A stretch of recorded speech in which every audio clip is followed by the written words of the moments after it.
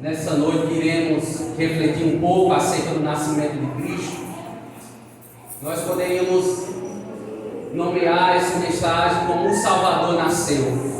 A história do nascimento de Jesus, ela é narrada nos evangelhos sinóticos, Mateus e Lucas. No evangelho segundo João é apresentado o nascimento de Jesus de forma mais profunda, pois o pano de fundo histórico é a criação de todas as coisas, narrada no livro de Gênesis, capítulo 1 e capítulo 2, onde observamos o princípio das origens do universo, das gerações humanas, do ágio providencial de Deus, por meio da sua providência divina, fazendo todas as coisas. E entendemos que o cenário do nascimento do Verbo de Deus foi montado na eternidade. O palco messiânico foi projetado e arquitetado pelo Senhor Deus no seu decreto eterno. Na revelação do Senhor Jesus Cristo, o apóstolo João, em Apocalipse 13, versículo 8, a parte B vai dizer que o Cordeiro de Deus foi morto desde a criação, ou desde a fundação do mundo. E para tanto eu peço a você que abra a sua Bíblia nesse momento, no Evangelho segundo escreveu o apóstolo João.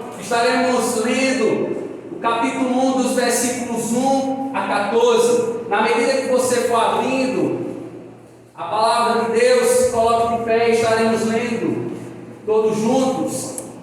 O Evangelho segundo escreveu o apóstolo João, capítulo 1, dos versículos 1 a 14.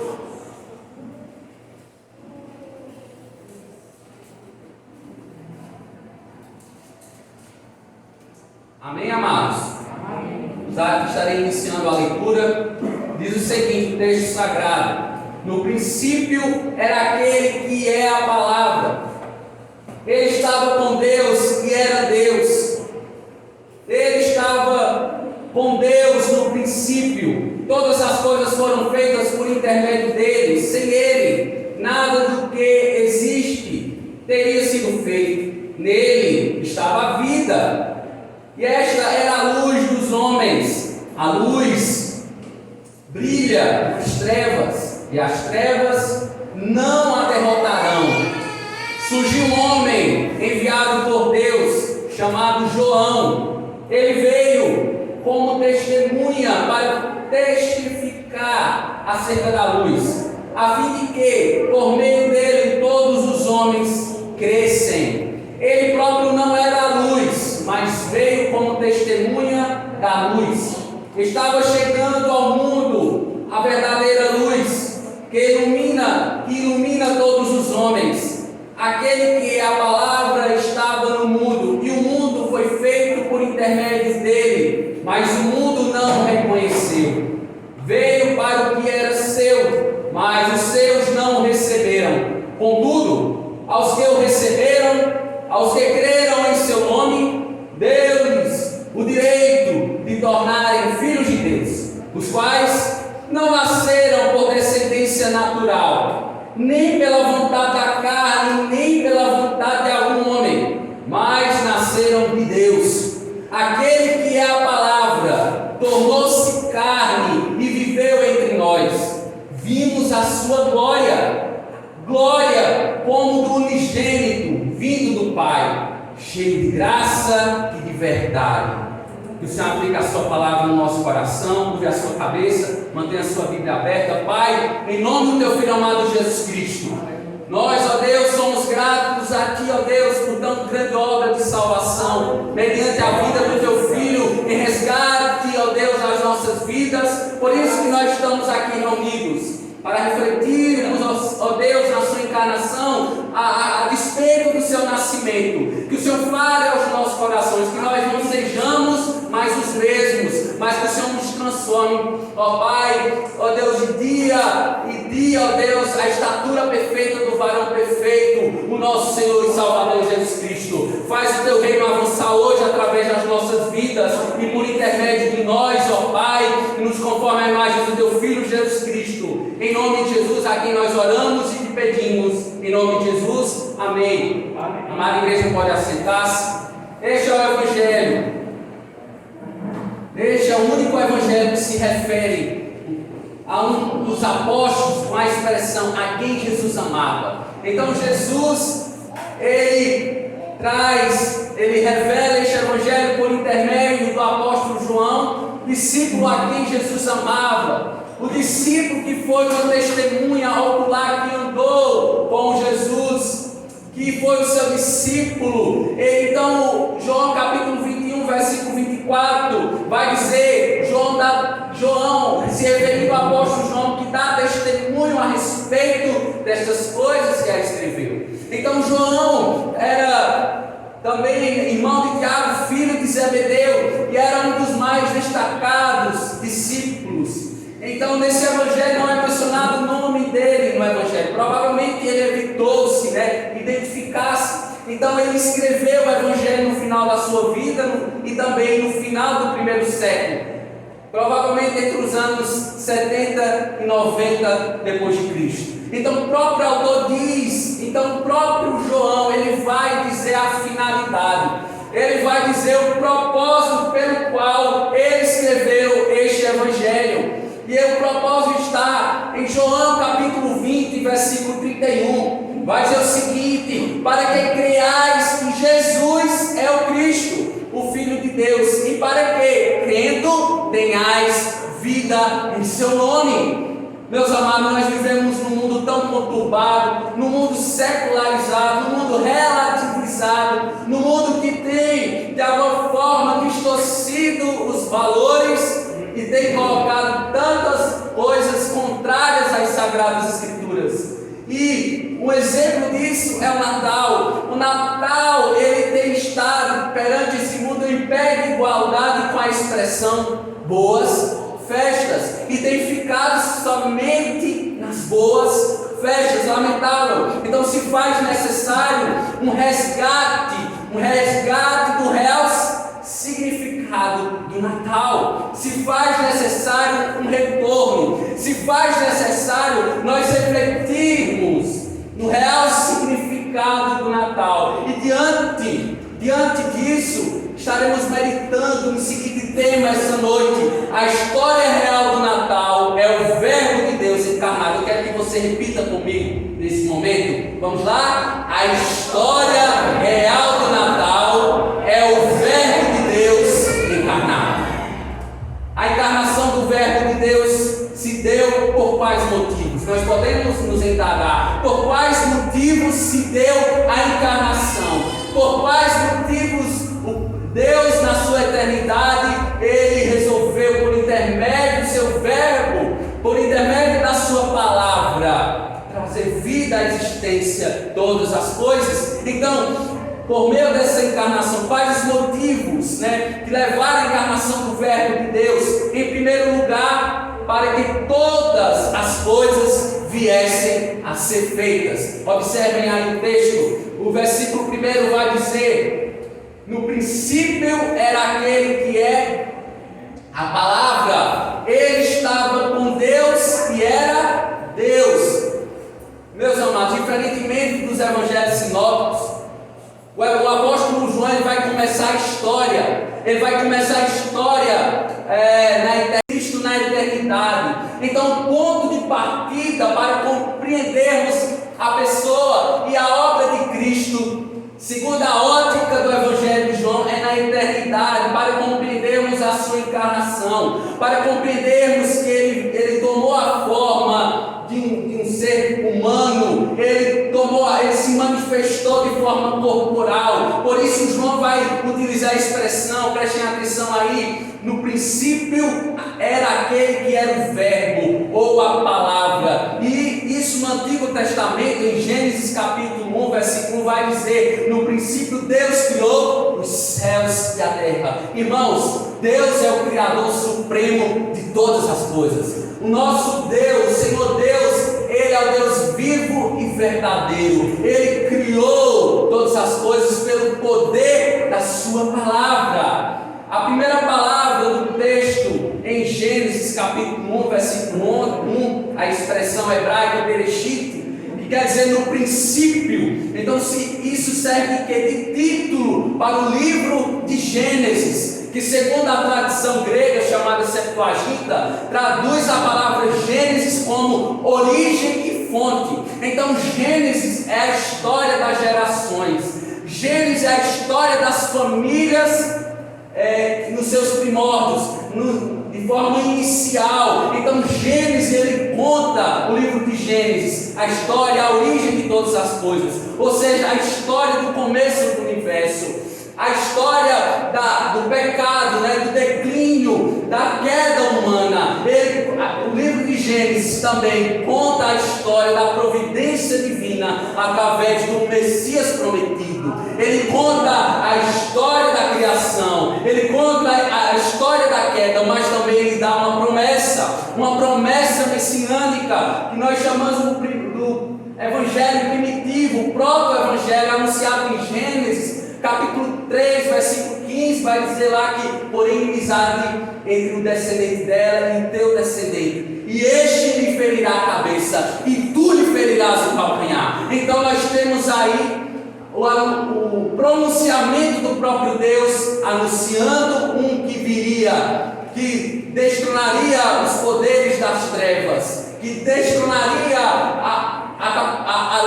o domínio do pecado, da pecaminosidade humana. Então nós temos aí o anúncio, e o texto segue, observem aí, dizendo que ele é a palavra.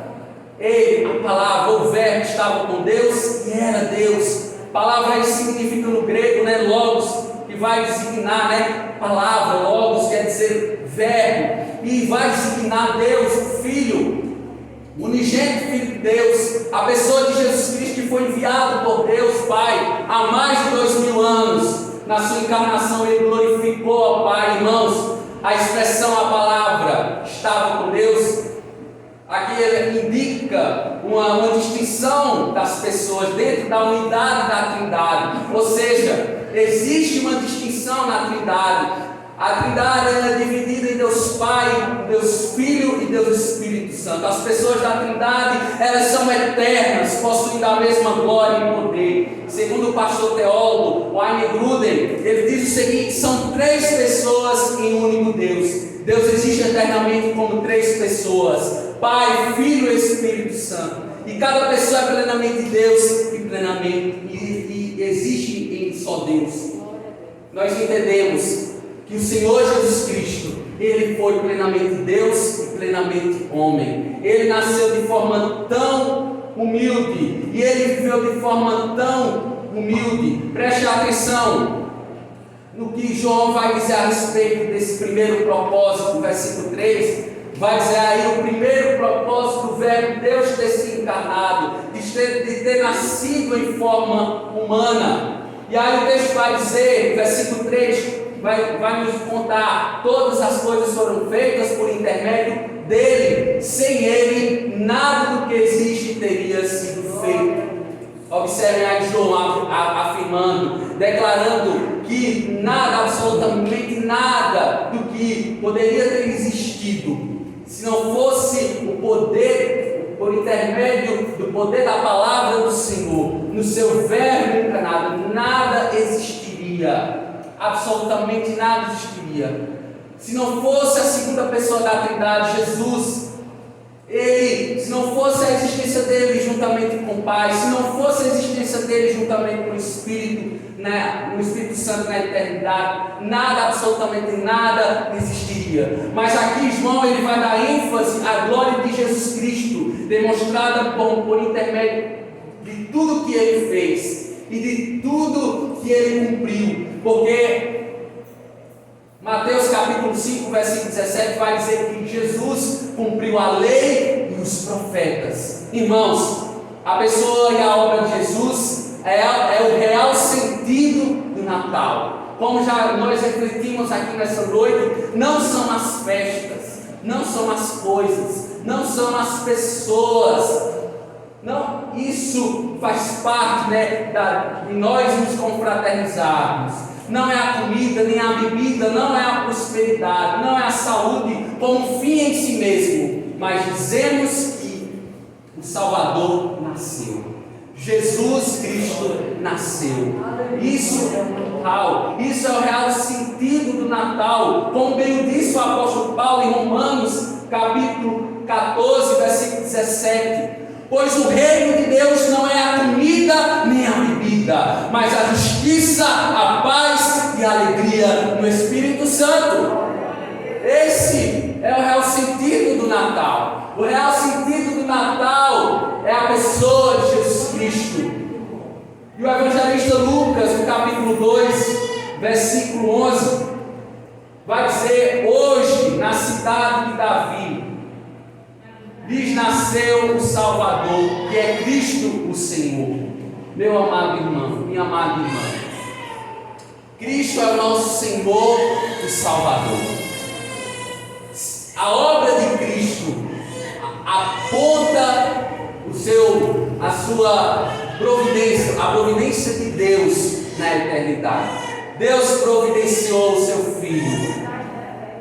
E segundo Tim Keller, o mundo não pode salvar a si mesmo. Esta é a mensagem de Natal. Eu e você, nós não podemos nos salvar. Nós não temos essa autossuficiência. Nós não podemos ter essa autoprepotência de dizermos: eu posso me salvar. Não, absolutamente ninguém pode se salvar. Só quem pode, a segurança, a alegria, a confirmação, a renovação da mente é só por meio da ação misericordiosa, graciosa de Deus, por intermédio de seu Filho. A história real do Natal é o Verbo de Deus encarnado. A encarnação do Verbo de Deus se deu por quais motivos? Em primeiro lugar, para que todas as coisas viessem ser feitas, e em segundo lugar, para que a luz fosse manifesta aos homens. Observem aí o versículo 4, vai dizer o seguinte: nele estava o que? A vida, e esta era a luz dos homens. Percebam aí, notem aí, João ele vai dizer aqui o segundo propósito da encarnação do Verbo de Deus. Ele vai dizer inicialmente que ele criou, por intermédio do poder da sua palavra, ele criou o universo. Agora, João ainda vai dizer, interessante observar, que ele vai dizer também que, por meio da revelação de Cristo, ele concedeu vida por meio do seu nascimento. Meus amados irmãos, o pecado jaz o maligno, causou a morte, não somente a morte física, mas especialmente a morte eterna. Então se fazia necessário plenamente Deus e plenamente homem, assumir a humanidade, passar pelo estágio de humilhação, passar por todas as dificuldades, sofrimentos de um ser humano comum, normal, para que, por meio da sua obra, nós pudéssemos ter vida e vida com abundância. Então, Jesus mesmo, ele diz no Evangelho de João, capítulo 10, versículo 10: o ladrão não vem senão para roubar, matar e destruir. Eu vim para que tenham vida e a tenham abundância. Então você, meu amado visitante, você, meu amado irmão, nós só temos vida porque nós a recebemos pelo favor imerecido, por intermédio do nosso Jesus. Irmãos, a certeza de vida eterna é somente por intermédio de Jesus. Quem tem Jesus tem a vida eterna. Quem não tem a Jesus já está condenado. Essa é a realidade nua e crua, meu amado irmão. Não há um meio termo. Ou você crê em Cristo, na sua morte e ressurreição, ou você está condenado a passar dias e longos dias na eternidade, em sofrimentos, em um total separação de Deus, numa total separação da Santíssima Trindade. Isso é muito sério. Isso é muito sério, meu amado irmão.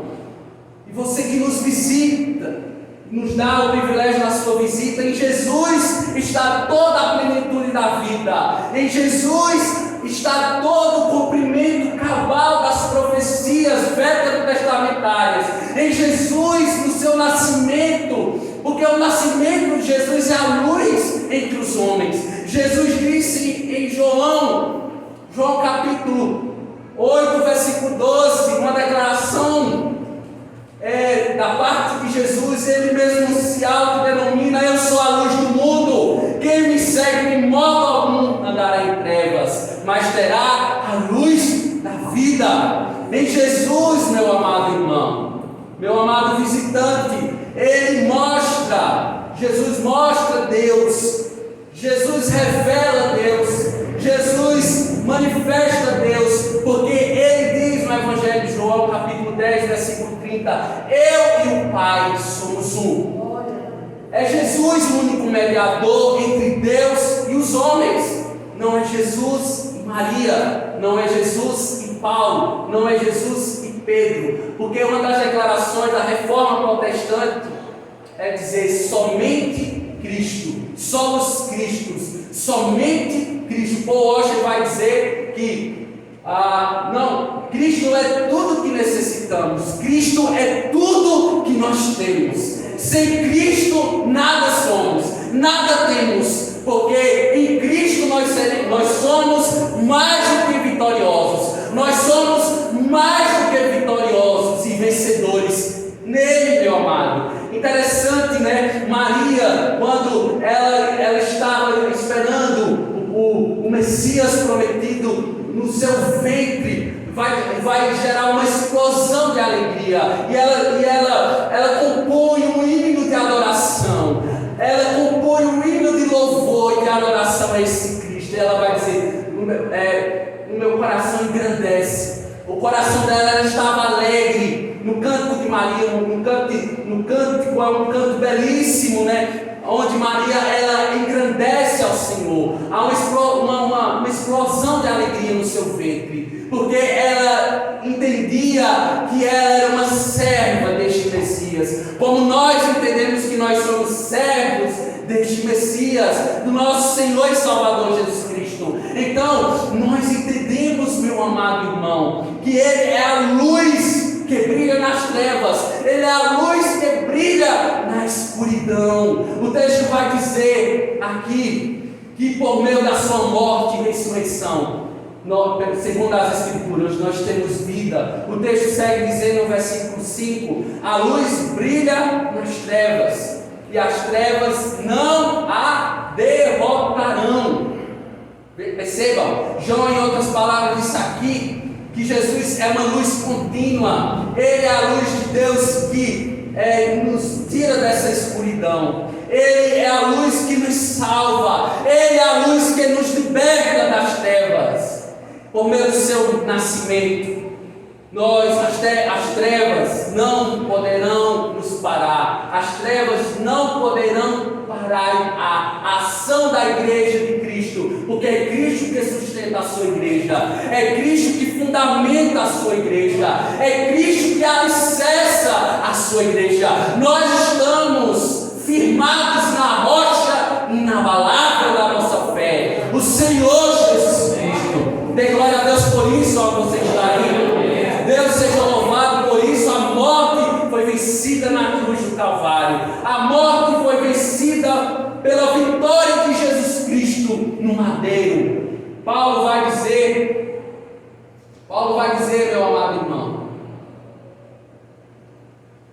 que na primeira carta aos Coríntios, capítulo 15, versículos 55 a 57. Paulo vai fazer uma pergunta nessa carta e ele mesmo vai responder. Perceba a pergunta do apóstolo Paulo: onde está, ó morte, a sua vitória? Onde está, ó morte, o seu aguilhão? O aguilhão da morte é o pecado, e a força do pecado é a lei. Mas, graças a Deus, vejam só essa conjunção adversativa, né? Ela está contrastando mais aí, né? Está contrastando o que Paulo está dizendo anteriormente. Ele vai dizer: mas graças a Deus que nos dá a vitória por meio de nosso Senhor Jesus Cristo. Você é vitorioso, você é mais do que vencedor por meio da obra cruz do Calvário. Irmãos, a luz do reino conduz os homens à vida. Os homens que rejeitam a luz, está reservado a eles a perdição eterna. Em João, capítulo 3, o Evangelho de João, capítulo 3, versículo 19, vai dizer o seguinte: porque todo aquele que faz o mal aborrece a luz e não vem para a luz, para que as suas obras não sejam reprovadas.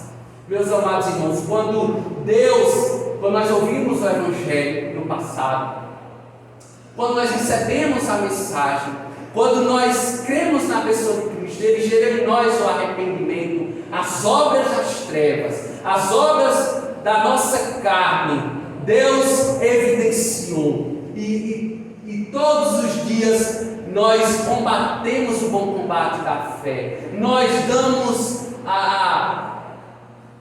lugar, ao Espírito, nós andamos no Espírito, pelo fruto do Espírito, que é disponível a nós, e por meio do fruto do Espírito, nós não mais praticamos as obras da carne, mas agora vivenciamos e testemunhamos o fruto do Espírito. Mas o mundo jaz no maligno, a impiedade que assola este mundo, ela não vem à luz, porque existe uma cegueira espiritual, porque ela aborrece as verdades de Deus. Como um dia nós pudemos aborrecer, como no passado nós aborrecemos, nós rejeitávamos, nós éramos alheios à vontade de Deus, mas hoje nós conhecemos a verdade, porque a verdade nos libertou, a verdade nos salvou, e esta verdade, ela pode libertar, ela pode salvar, mediante a operação do Espírito Santo, que nos sela, que nos registra com o selo da verdade. E esse Espírito Santo, a terceira pessoa da Trindade, ela está disponível hoje a selar, a salvar e a libertar tantos quantos recebem ao Senhor Jesus Cristo como Senhor e Salvador de suas vidas. Irmãos, o Natal não é boas refeições, não é troca de presentes em volta da mesa, porque se nós pensarmos assim, nós estaremos restringindo o real sentido do Natal. Natal trata de um cumprimento de uma promessa de redenção para a humanidade caída, meu amado irmão, minha amada irmã. Então é necessário nós entendermos essa promessa, compreendermos que todos, Paulo vai dizer, absolutamente todos, são pecadores, estão destituídos, estão separados da glória de Deus. Então se faz necessário uma reconciliação, se faz necessário nós sermos religados, Então, somente por meio de Jesus Cristo, o homem é religado, o homem é reconciliado com Deus, por meio da sua reconciliação, por meio do seu ministério de reconciliação, porque Ele se fez pecado por nós, Ele sendo santo, Ele sendo justo, Ele assumiu a culpa pelos nossos pecados, pelos quais Deus não se lembra, porque foram colocados no mar do esquecimento. Glória a Deus por isso. Então, a história real do Natal é o Verbo de Deus encarnado. E nós estamos meditando que a encarnação do Verbo de Deus se deu por quais motivos? Eu elenquei 3 motivos de acordo com a revelada pelas Sagradas Escrituras. O primeiro, para que todas as coisas viessem a ser feitas. Em segundo lugar, para que a luz fosse manifesta aos homens. Por último, observem aí o texto, para que todos os homens viessem ter fé através dele. Acompanhe aí a leitura, do versículo 6, vai nos dizer o seguinte: surgiu um homem enviado por Deus, chamado João. Ele veio como testemunha, para testificar acerca da luz, a fim de que, ou pela causa de que, por meio dele todos os homens crescem. Ele próprio não era a luz, mas veio para testemunhar a luz. Observem aí o texto, Ele aqui ele menciona João Batista, o profeta João Batista, que anunciou a vinda de Jesus Cristo. E o nome de Jesus significa o Senhor salva. Tanto a palavra grega Cristo, como a palavra hebraica Messias, significa ungido. João Batista aqui ele testemunha acerca do Salvador, da luz do reino de Deus. João capítulo 5, versículo 25, vai dizer o seguinte: João era uma candeia que queimava e irradiava a luz. E durante certo tempo, vocês quiseram alegrar-se com a sua luz. João, meu amado irmão, veio testemunhar. João não era luz, mas ele veio testemunhar da luz, o que a Bíblia está dizendo aqui, para que todos os homens viessem a ter o quê? A fé na luz do mundo, Jesus Cristo de Nazaré. Segundo o estudioso, ele vai dizer: a vinda de Cristo lançou luz sobre as trevas da situação humana e continua fazendo na vida de todo homem. Por isso que Paulo vai dizer que todo ser humano é indesculpável. Não há escapatória, não há, porque Deus em seu Filho se manifestou há mais de 2000 anos. Então importa nós recebermos ao seu Filho, importa nós nos rendermos ao trono da sua graça, para que nós tenhamos vida. Se não está reservado tão somente a condenação, se não está reservado tão somente o juízo eterno. Isso é muito sério. Então se faz necessário, meu amado irmão, se faz necessário nós recebermos a Jesus, se faz necessário nós entregarmos a nossa vida a Ele, porque Ele nasceu, Ele viveu entre os homens, Ele foi morto, Ele ressuscitou, Ele foi sepultado, ressuscitando ao terceiro dia, Ele foi assunto aos céus, Ele ascendeu aos céus, e hoje está à destra de Deus Pai, à direita de Deus Pai, intercedendo pela sua igreja. Ele intercede por nós, mas Ele não nos deixou sozinhos, Ele não nos deixou desamparados, porque Ele disse: eu vou, mas eu irei lhes deixar um semelhante a mim, um outro consolador, um outro conselheiro, o Espírito Santo da verdade, que o mundo não pode receber. Deus seja louvado por isso. Ele foi, meu amado irmão, Ele foi, minha amada irmã, mas Ele foi preparar lugar. Ele mesmo disse que na casa de meu Pai há muitas moradas. Ele foi preparar lugar para receber os santos, aqueles que Ele mesmo se separou neste mundo, para Ele mesmo, para a sua glória. E nós fazemos parte desse povo redimido, desse povo salvo, desse povo ungido da parte de Deus, mediante o Espírito Santo da verdade. Irmãos, por mais que não tenhamos a presença de pessoas amadas, quer pelas circunstâncias ou pela pandemia que assola as nações, esta cidade, até mesmo pela perda de entes queridos, nós devemos nos alegrar em Deus. Se alegre em Deus, meu amado irmão, regozije-se em Deus, porque Paulo vai dizer: alegrai-vos no Senhor. Outra vez vos digo, alegrai-vos.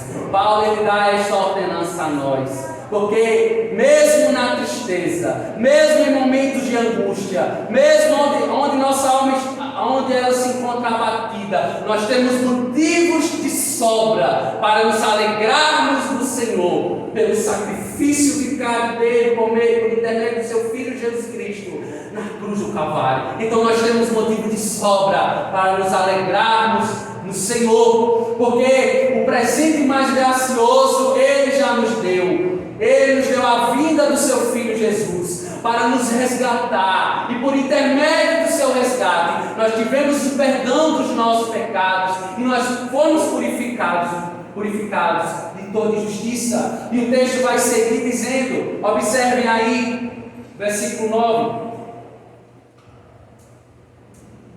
estava chegando ao mundo a verdadeira luz que ilumina todos os homens. Aquele que é a palavra estava no mundo, e o mundo foi feito por intermédio dele, mas o mundo não o reconheceu. Prestem atenção aí. Reconheceu, veio para o que era seu, mas os seus não o receberam. João vai dizer aqui que Jesus, na sua encarnação, veio trazer luz a todos os homens no mundo. A palavra mundo aqui é mencionada 4 vezes. A palavra grega cosmos, empregada com o mesmo sentido de mundo, né? Universo, o contingente de todas as pessoas, famílias e habitantes da terra, de forma indiscriminadamente. Percebam aí o versículo 10, João diz que Jesus veio para o mundo das pessoas, ou seja, ele veio para este mundo, ele habitou, a expressão tabernaculou em nosso meio, de forma especial e particular, veio para aquelas pessoas que foram confrontadas com a mensagem do Evangelho, porque o Evangelho de Deus é o poder para a salvação de todo aquele que crê. Então essas pessoas que foram confrontadas com a verdade de Deus, com a verdade de Deus que é a pessoa de Cristo, ele veio para essas pessoas que foram confrontadas. No versículo 11 vai dizer, João diz que Jesus veio para o que era seu, mas estes não o receberam. Aqui está se referindo à região, né, da Palestina, os judeus, a nação de Israel, que é o povo de Deus escolhido no Antigo Testamento. Os judeus não o reconheceram. A palavra aqui é não deram credibilidade às profecias, não deram credibilidade às suas palavras, não conheceram, não reconheceram, eles rejeitaram tão grande obra de redenção, orquestrada, né, pelo Deus Pai, antes da fundação do mundo. Agora, meus irmãos, versículo 12 a 14 vai dizer, observem aí o texto: contudo, aos que creram, aos que receberam, melhor dizendo, aos que creram em seu nome, deu-lhes o direito de se tornarem filhos de Deus, os quais não nasceram por descendência natural, nem pela vontade da carne, nem pela vontade de algum homem, mas nasceram de Deus. Aquele que é a palavra tornou-se carne e viveu entre nós. Vimos a sua glória como unigênito vindo do Pai, cheio de graça e de verdade. Irmãos, João aqui vai falar do real sentido do Natal. Esse é o presente gracioso de Deus sobre aqueles que eles decidiu revelar-se, se manifestasse, mostrasse por intermédio da vida do seu Filho Jesus. Nós que somos gentios, Deus nos deu a fé no seu Filho. Esse é o presente de Deus. Paulo vai descrever esse presente de Deus. Abra mais suas Bíblias em Efésios capítulo 2, versículo 10 a 13. Paulo ele vai descrever o presente de Deus. Esse presente de Deus, a fé, a graça. Então Paulo, em Efésios capítulo 2, versículos 8 e 9, ele diz: pela graça sois salvos mediante o que? A fé. Isso não vem de vós, é dom de Deus, não de obras, para que ninguém se glorie. E ele aqui no versículo 10, do capítulo 2, ele vai dizer o seguinte: porque somos criação de Deus, realizada em Cristo Jesus, para fazermos boas obras, as quais Deus preparou de antemão para que nós a praticássemos. Portanto, lembrem-se de que anteriormente vocês eram gentios por nascimento e chamados incircuncisão, pelos que se chamam circuncisão, feito no corpo com mãos humanas, e que também naquela época vocês estavam sem Cristo, separados da comunidade de Israel, sendo estrangeiros quanto às alianças da promessa, sem esperança e sem Deus no mundo. Percebam agora, isso é maravilhoso. Mas agora, em Cristo Jesus, vocês que antes estavam longe, foram aproximados mediante o sangue de Jesus Cristo. Amém. Louvado a Deus por isso. Graças a Deus por isso. Cristo é a nossa reconciliação com o Pai. Cristo é o nosso presente de Natal. Dê glória a Deus por isso. Louvado seja o nome do Senhor por isso. Então, Cristo Jesus, Ele é o nosso maior e melhor presente. Porque sem Cristo nós estávamos perdidos no mundo de horror. E com Cristo agora, como Paulo vai dizer na carta aos Colossenses, capítulo 1, versículo 13, que Ele nos tirou do império das trevas e nos transportou para o reino de luz, o reino do seu Filho amado.